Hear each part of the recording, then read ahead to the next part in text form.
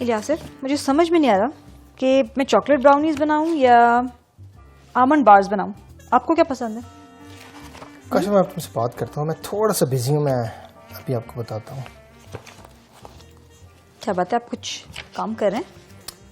हाँ, ये वो मैं परसों जो मीटिंग हुई थी चर्च में, उसके मिनट्स बना रहा हूँ. आपको पता है ना कि वो कन्वेंशन होने वाली है और उस कन्वेंशन की तैयारी के लिए थोड़ा सा काम चल रहा था. आपने बताया था जिसमें हम दुआया सेशन रखने वाले हैं कुछ.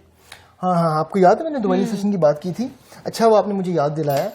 मुझे याद है कि मैंने उस दुआई सेशन के हवाले से पादरी साहिबान से बात की थी और कुछ लीडर से बात की थी, और सब जो है वो उसको करने पर राजी थे. Very good. मैं चाह रहा था कि 1 घंटे का सेशन हम जरूर रखते, लेकिन जब मैंने कुछ चर्च के मेंबरान से इसके हवाले से बात की तो उन्होंने मुझे कहा कि 1 घंटा तो बहुत ज़्यादा है, मतलब इतनी देर कौन बैठेगा, इतनी देर हम खुदा के कदमों में कैसे बैठ सकते हैं. मैं इस बात को सुन के बड़ा ही हैरान भी हुआ था. मैंने कहा कि यही वजह है कि हम आज खुदाम की बरक़ात को और खुदाम की उन ब्लेसिंग्स को अपनी ज़िंदगी में इसलिए नहीं हासिल कर पाते क्योंकि हम खुदाम के कदमों में वक्त ही नहीं गुजारना चाहते. हमें 1 घंटा ऐसे लगता है जैसे शायद सदियाँ गुजार दी हैं, वाकई में. और इसीलिए हमें बड़ा केयरफुल होने की ज़रूरत है. इलियासिफ, मैं भी कई दफ़ा सोचती हूँ और एक सवाल अक्सर मेरे जहन में आता है कि हम जिंदा खुदा की हजूरी को किस तरह से महसूस कर सकते हैं अपनी ज़िंदगी. काश भाई, बहुत ही अच्छा सवाल है, और मेरे ख्याल में यही सवाल हमें आज अपनी कलीसिया के लोगों से भी पूछने की ज़रूरत है कि हम खुदावंद की हजूरी को अपनी ज़िंदगी में कैसे महसूस कर सकते हैं. क्यों ना हम कलाम को खोलें और थोड़ी देर के लिए इस हवाले से ज़रूर इसके बारे में बात करें और देखें कि खुदावंद का कलाम जो है हमें क्या सिखाता है.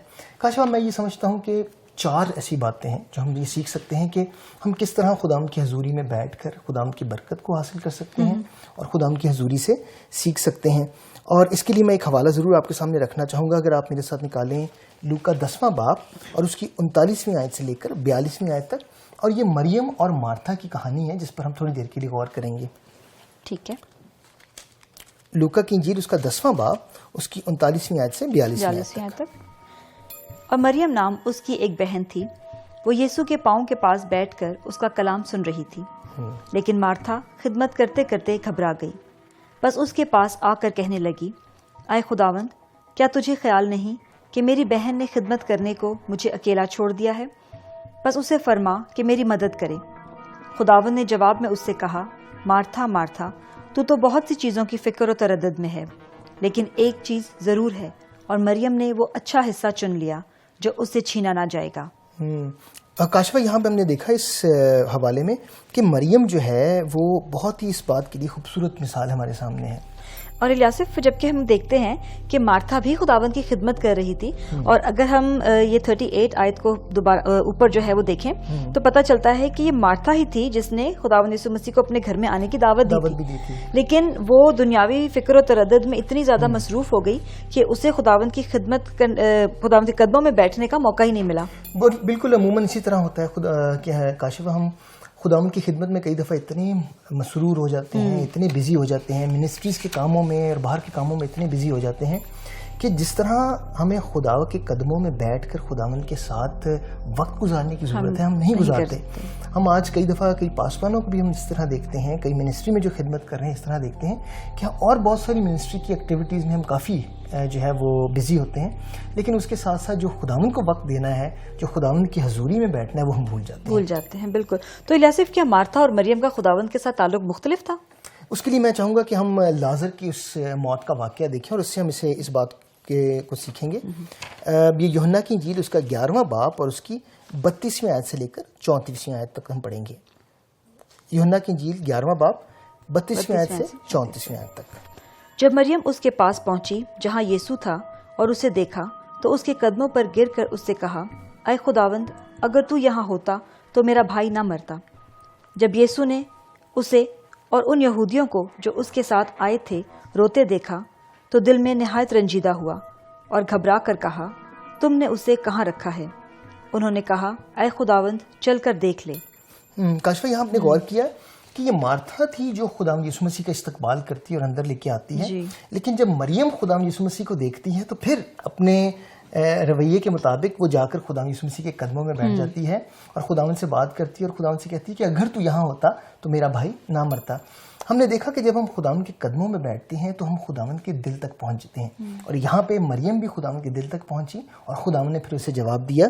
تو خداوند کے قدموں میں ایک اور اچھی بات یہ ہے کہ جب ہم بیٹھنا شروع کرتے ہیں تو خداوند کی مرضی کو بہتر طور پر سمجھنے کی شروع کر دیتے ہیں اور خداوند کے ساتھ اپنے تعلق کو جو ہم اور گہرا کرتے ہیں۔ بالکل الیاسف، اور یہاں پر اس موقع پہ مجھے ایک اور مثال کلام مقدس میں سے یاد آ رہی ہے، جب مریم نے خداوند یسوع مسیح کے قدموں پر بڑا بیش قیمت عطر ڈالا، اور جب ان کے جو شاگرد تھے انہوں نے اعتراض کیا تو خداوند نے کہا کہ خداوند نے خود انہیں منع کیا اور کہا کہ یہ اس نے میرے دفن کے لیے کیا ہے۔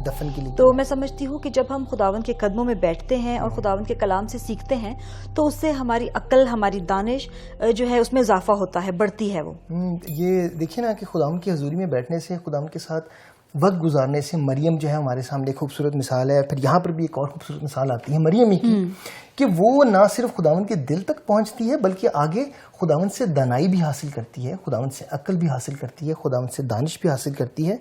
اور ہم جب خداوند کی حضوری میں لگاتار بیٹھنا شروع کرتے ہیں، خداوند کے ساتھ وقت گزارنا شروع کرتے ہیں، تو ہم خداوند کی تعریف کرنا بھی سیکھتے ہیں ہر بات میں، اور پھر خداوند کی مرضی کو ہم اپنی زندگی میں بہتر طور پر سمجھنے لگتے ہیں۔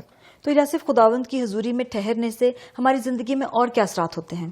دیکھیں، جب ہم خداوند کی حضوری میں بیٹھنا شروع کرتے ہیں، خداوند کے ساتھ وقت گزارنا شروع کرتے ہیں، تو جیسے زبور اگر ہم 73 پڑھیں 73، تو اس میں ہمیں پتہ چلتا ہے کہ آصف کی زندگی سے جو اس کا مصنف ہے ہم سیکھتے ہیں۔ اگر ہم اس زبور کو پڑھیں، اتنا وقت تو نہیں ہوگا کہ ہم اس پورے زبور کو جو ہے وہ پڑھ سکیں کیونکہ یہ کافی لمبا زبور ہے، لیکن اگر ہم اس کو زبور کو دیکھیں تو یہ 2 حصوں میں تقسیم کیا گیا ہے۔